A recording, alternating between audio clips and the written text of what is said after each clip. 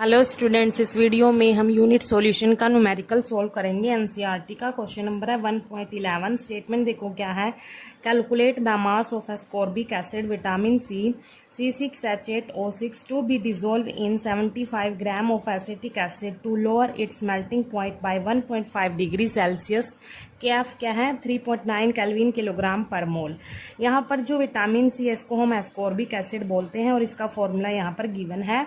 तो ascorbic acid क्या है, सोल्यूट है। इसको डिजोल्व किया गया किसमें, 75 ग्राम ऑफ एसिटिक एसिड में डिजोल्व किया गया। तो डिजोल्व करने से क्या हुआ, एसिटिक एसिड का जो मेल्टिंग पॉइंट है वो कम हो गया। कितना कम हुआ, यहाँ पर 1.5 डिग्री सेल्सियस कम हो गया।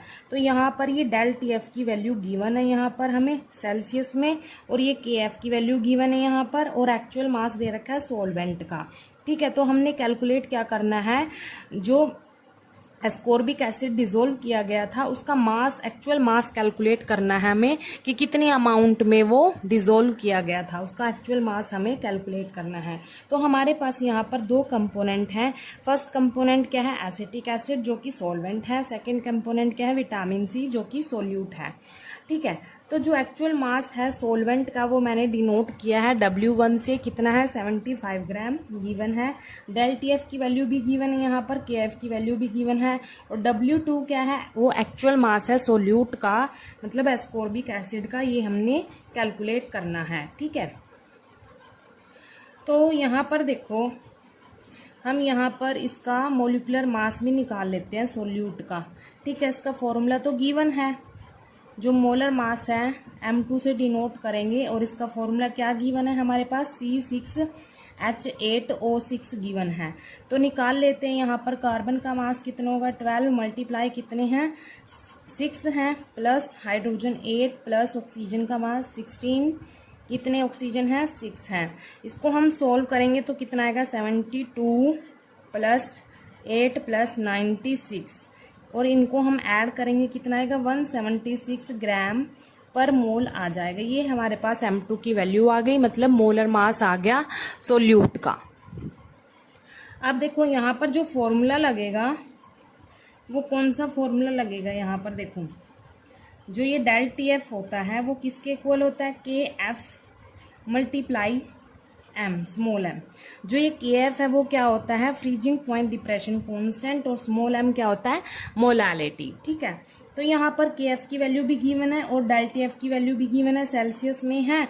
तो इसको हम क्या करेंगे, केल्विन में कन्वर्ट कर देंगे। इसको केल्विन में कन्वर्ट करेंगे तो ये सेम ही रहेगी वैल्यू, 1.5 केल्विन आ जाएगा। जो सेल्सियस में है वही केल्विन में रहेगी। क्यों रहेगी, इसको हम एक एग्जांपल से समझेंगे कि यहाँ पर ये वैल्यू सेम क्यों आती है।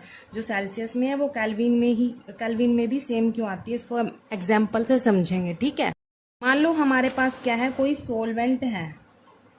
ठीक है, कोई सोलवेंट है हमारे पास, और उसका जो इनिशियल टेम्परेचर है वो कितना है, 4 डिग्री सेल्सियस है। अब इस सोलवेंट में क्या किया, सोल्यूट ऐड कर दिया, तो उसका जो फ्रीजिंग पॉइंट है वो क्या हो गया, कम हो गया। मतलब सॉल्यूशन का फ्रीजिंग पॉइंट क्या हो गया, कम हो गया। मान लो 2 डिग्री सेल्सियस हो गया। अगर मान लो हमने डेल TF निकालना है यहाँ पर, तो कैसे निकालेंगे, 4 degree Celsius minus 2 degree Celsius क्या आएगा, 2 डिग्री सेल्सियस। इनका डिफरेंस हमारे पास सेल्सियस में 2 डिग्री आया। ठीक है, अब क्या करेंगे, मान लो ये तो सेल्सियस में था टेम्परेचर, अब केल्विन में अगर हम इसको निकाल लें, केल्विन में निकाल लेंगे, अगर इन्हीं टेम्परेचर को पहले केल्विन में कन्वर्ट कर दे तो क्या करना पड़ेगा, 273.15 ऐड करना पड़ेगा। तो यहाँ पर 4 प्लस इसमें भी हम 273.15 ऐड कर देते हैं, माइनस मैं डायरेक्ट लिख रही हूँ, यहाँ पर भी हम 2 में 273.15 ऐड कर देते हैं, तो ये केल्विन में कन्वर्ट हो जाता है। यहाँ पर लिख देते हैं हम केल्विन। ठीक है, तो इनको हम सोल्व करेंगे तो क्या आएगा, देखो 277.15 केल्विन माइनस यहाँ पर क्या आएगा, 275.15 केल्विन। इनका जो डिफरेंस आएगा वो भी क्या आएगा, हमारे पास 2 केल्विन आएगा। ठीक है, तो यहाँ से हमें क्या पता चलता है कि जो डेल TF की वैल्यू है, डेल TF की वैल्यू सेल्सियस और केल्विन में सेम होती है। देखो यहाँ पर भी 2 है और यहाँ पर भी 2 है।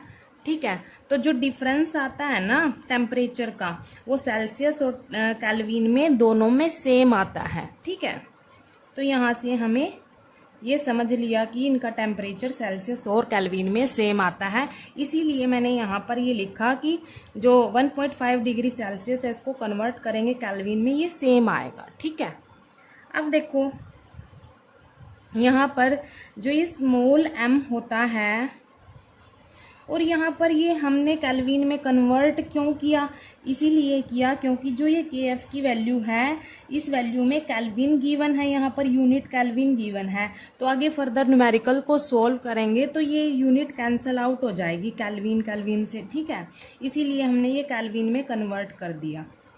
अब देखो जो ये स्मॉल m होता है, स्मॉल m क्या होता है, मतलब मोलैलिटी। मोलैलिटी क्या होता है, number of moles of solute, number of moles of solute divide by mass of solvent in kg, ये होता है मोलैलिटी।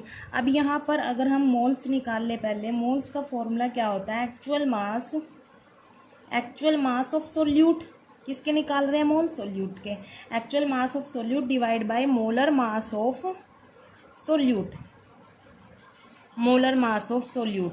तो एक्चुअल मास हमने किससे डिनोट किया, सोल्यूट का W2 से डिनोट किया, और ये हमने कैलकुलेट करना है तो इसको हम W2 ही लिखेंगे। यहाँ पर जो मोलर मास है सोल्यूट का वो मैंने यहाँ पर निकाला था, 176 ग्राम पर मोल आया। ठीक है, ये हमारे पास मोल्स आ गए इसके। अब इन मोल्स को हम क्या करेंगे, इस मोलैलिटी वाले फॉर्मूले में पुट करेंगे तो हमारे पास स्मॉल m की वैल्यू आ जाएगी। Number of moles of solute divide by mass of solvent in kg। Number of moles of solute क्या है, ये है W2 डिवाइड बाय 176 ग्राम पर मोल। ठीक है, डिवाइड में क्या है, mass of solvent in kg। तो जो ये सोलवेंट का मास है ये हमारे पास ग्राम में है, लेकिन फॉर्मूले में क्या है, mass of solvent in kg, तो kg में कन्वर्ट कर लेंगे। इसको हम 1000 से डिवाइड करेंगे तो क्या आएगा, 0.075 kg आ जाएगा। ठीक है, यहाँ पर ये वाली वैल्यू पुट कर लेते हैं 5 kg, और इसको हम मोलैलिटी को हम इसको रीअरेंज करके लिख लेते हैं W2 डिवाइड बाय 176 ग्राम पर मोल, ये मल्टीप्लाई 0.075 kg, इसको रीअरेंज कर लिया हमने। ठीक है, तो ये हमारे पास स्मॉल m की वैल्यू आ गई। अब क्या करेंगे, स्मॉल m की वैल्यू को हम ये इस फॉर्मूले में पुट कर देंगे। यही है हमारे पास मेन फॉर्मूला, तो यही है। ठीक है, तो यहाँ पर हमें डेल्टा एफ की वैल्यू भी पता है, KF की वैल्यू भी, और स्मॉल m की वैल्यू भी पता है, तो सबको पुट कर देते हैं। डेल्टा एफ कितना है, 1.5 केल्विन, ये केल्विन में कन्वर्ट किया था। KF कितना है, 3.9 केल्विन kg पर मोल, ये है मल्टीप्लाई स्मॉल m की वैल्यू ये है, इसको पुट कर देते हैं। W2 डिवाइड में क्या था, 176 ग्राम पर मोल, मल्टीप्लाई क्या था, 0.075 kg। ठीक है, अब क्या करेंगे, देखो यहाँ पर kg से kg कैंसिल होगी, यहाँ पर केल्विन से केल्विन ये यूनिट कैंसिल होगी, मोल इनवर्स से मोल इनवर्स कैंसिल हो गया, यहाँ पर ये ग्राम रह गया बस यहाँ पर यूनिट। ठीक है, अब क्या करेंगे, देखो यहाँ पर हमने निकालना क्या है, W2 निकालना है, और जो कांस्टेंट टर्म है उनको हम एक साइड रखेंगे और W2 को हम एक साइड रखेंगे। तो यहाँ पर सिंपली हम क्रॉस मल्टीप्लाई करेंगे। देखो ये डिवाइड में है ना, ये वाली कांस्टेंट टर्म इधर, इससे इधर क्या होगा, इससे मल्टीप्लाई हो जाएगी। ठीक है, तो 1.5 मल्टीप्लाई 176 ग्राम मल्टीप्लाई 0.075 इक्वल यहाँ पर 3.9 मल्टीप्लाई W2। ठीक है, ये आ गया हमारे पास क्रॉस मल्टीप्लाई करके। सिंपली हमने इसको सॉल्व करना है। ठीक है, अब देखो इनको मल्टीप्लाई करेंगे तो मल्टीप्लाई करने पर क्या आएगा, 19.8 ग्राम आ जाएगा। मल्टीप्लाई करने पर इनको मल्टीप्लाई करेंगे इक्वल 3.9 मल्टीप्लाई W2। अब ये W2 निकालना है, तो जो ये कांस्टेंट टर्म है इसको हम इस साइड लेके जाएंगे। अब ये यहाँ पर मल्टीप्लाई में है तो ये इधर डिवाइड में आ जाएगी, gram divide by 3.9 equal to W2। ठीक है, अब क्या करेंगे, इसको डिवाइड करेंगे तो हमारे पास क्या आएगा, सोल्व करके इसको 5.0769 आ गया। 5.0769 इक्वल्स टू W2। यहाँ पर देखो जो ये डिजिट है 9, ये 5 से बड़ा है, तो ये 5 से बड़ा होता है तो इससे नेक्स्ट डिजिट में हम क्या करते हैं, 1 ऐड कर देते हैं। 5.077 आ जाएगा ये। अगर ये डिजिट 5 से बड़ा होता है तो नेक्स्ट वाले में हम क्या कर देते हैं, 1 ऐड कर देते हैं। तो हमारे पास W2 की वैल्यू क्या आई, 5.077 ग्राम आ गई। ये यूनिट चल रही थी ना साथ में, ग्राम। तो ये हमने क्या निकाला, ये हमने सोल्यूट जो हमारे पास एस्कॉर्बिक एसिड था उसका एक्चुअल मास निकाला, ये W2। इतनी अमाउंट एस्कॉर्बिक एसिड की डिसॉल्व की गई एसिटिक एसिड में कि उसका जो मेल्टिंग पॉइंट है वो कम हो गया 1.5 डिग्री सेल्सियस। इतनी अमाउंट डिसॉल्व की गई थी W2 की। ठीक है, थैंक यू।